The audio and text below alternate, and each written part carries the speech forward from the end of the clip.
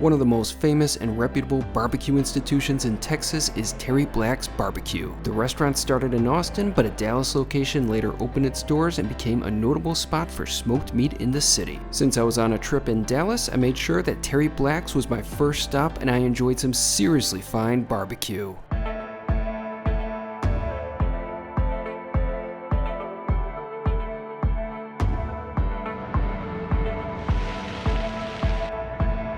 Today it is an absolutely beautiful day in the fine city of Dallas, Texas. I'm on a bit of a trip. I'm visiting Dallas. I'm here for the first time and I'm loving it so far. Right now I'm at Klyde Warren Park, which I think is a really pretty park. It's actually a park that's built over a freeway, which is really neat. And plus, there's a donut and coffee shop. How awesome is that? The establishment is called The Salty, and I heard good things about it before I came to Dallas, so I had to stop. I had to get a little treat, even though I am pretty full for my lunch. The donut I had was still really good. It kind of reminded me of the classic Krispy Kreme glazed donut, and the coffee, well, that was well needed. I got up at 3:30 a.m. for my flight today, and I didn't really sleep at all, and I am feeling it, but thankfully this coffee is helping out a bit, but I think it's gonna be an early night for me. But regardless, I am so hyped to be here. I love traveling, and I love having the chance to sample some new restaurants and food. And the first thing that was on my mind once I got off that plane was barbecue. So after checking into my hotel, I headed straight out for lunch and went to one of the most popular and highly regarded barbecue restaurants in all of Dallas, the legendary Terry Black's Barbecue. Now there are a few locations of Terry Black's, and the Dallas establishment is not the original. So when it comes to restaurants with multiple outposts, I do kind of prefer going to the original establishment, at least for my first visit. But regardless, the Terry Black's in Dallas is still considered to have some of the very best barbecue in the entire city.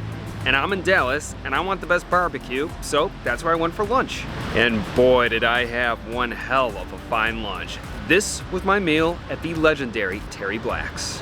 After arriving in Dallas, meat was on my mind. I was fortunate that I was able to check in early to my hotel, the Magnolia, where I was able to drop off my bags. From there, I had a bit of a walk ahead of me to the Deep Ellum neighborhood where Terry Black's is located. I smelled the restaurant before I saw it, and the smoky aroma was heavenly. The first Terry Black's opened in Austin, Texas in 2014. The restaurant was started by Michael Black along with his brother Mark. The pair come from a family with decades of barbecue experience, and they decided to name their establishment after their father. It was in 2019 that the Dallas location opened its doors, and it's a pretty sizable restaurant.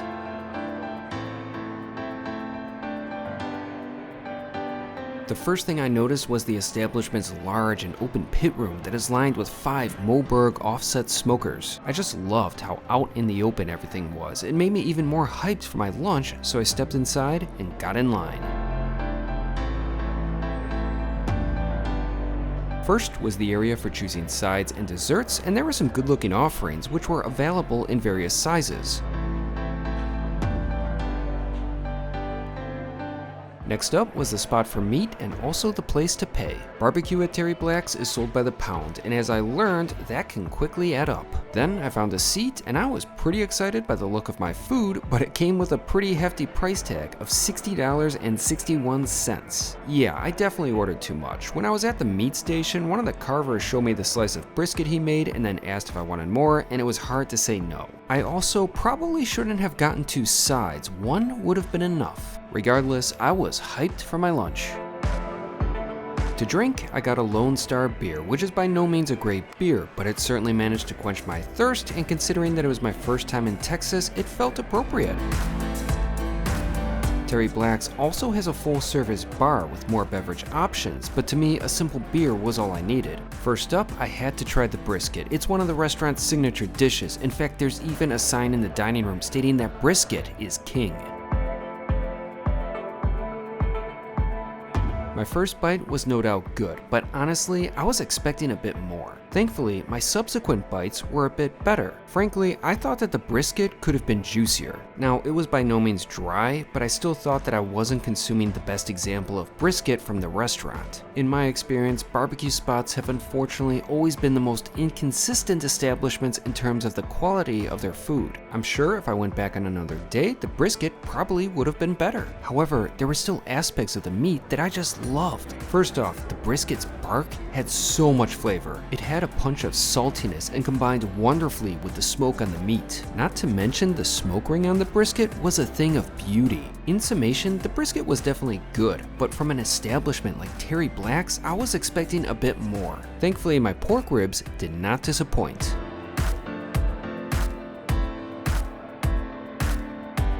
Simply put, the ribs were near perfection. They were executed flawlessly. The meat came off the bone nicely, but still required a gentle tug, signaling that the ribs were cooked just right.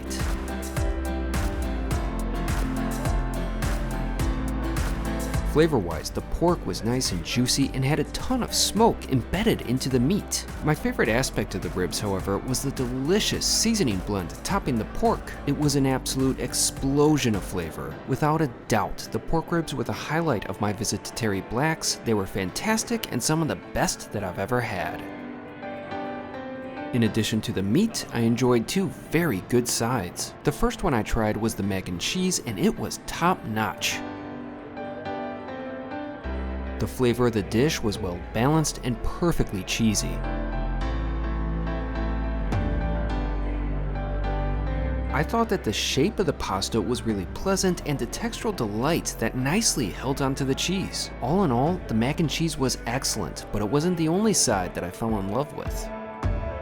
I also got a single portion of the Mexican rice. While the mac and cheese was certainly a typical barbecue side dish, I can't say that I've had many rice courses served with barbecue. However, after having Terry Black's Mexican rice, I really feel like rice should make more barbecue appearances. The dish really hit the spot. It was perfectly cooked, seasoned nicely, and it was full of flavor. Even though I enjoyed both side dishes, if I had to order again, I would only get one, as two are simply too much for one person, and I was there mainly for the meat anyways. And speaking of the meat, and while it was good on its own, Terry Black's does supply their customers with barbecue sauce. On every table, there was a selection of 3 different sauces. While I believe that the best barbecue should never need anything extra, I do enjoy a good sauce, and I gave all 3 a try. I sampled the original first, which is pretty much your typical tomato-based barbecue sauce, but it was very well done.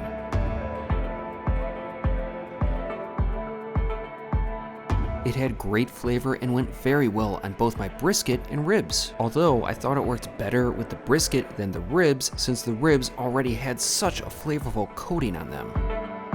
Next, I turned my attention to the sweet barbecue sauce. Now, as a standalone sauce, I thought that it was pretty tasty, but personally, it's not the type of condiment that I would want on my barbecue. It was like a tangy honey mustard-like sauce, and it was good, but it just wasn't for me. Then I tried the spicy sauce, which seemed to be exactly like the sweet sauce, except it had a bit of spice. Once again, I liked it, but it was personally something that I would prefer not to be on my barbecue. As a result, I just stuck with using Terry Black's original barbecue sauce, which I thought was top tier. Overall, I was really enjoying myself. Just hours ago, I was experiencing the cold winter weather of New York, and now I had an incredible barbecue feast before me in sunny Dallas. And while it wasn't perfect, I was definitely pretty happy and also getting very full.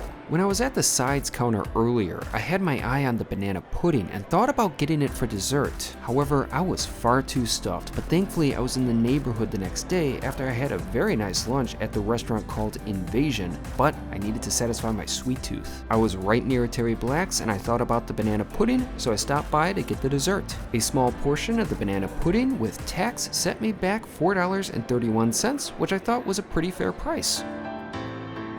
The dessert definitely looked good, and I was pretty excited to try it.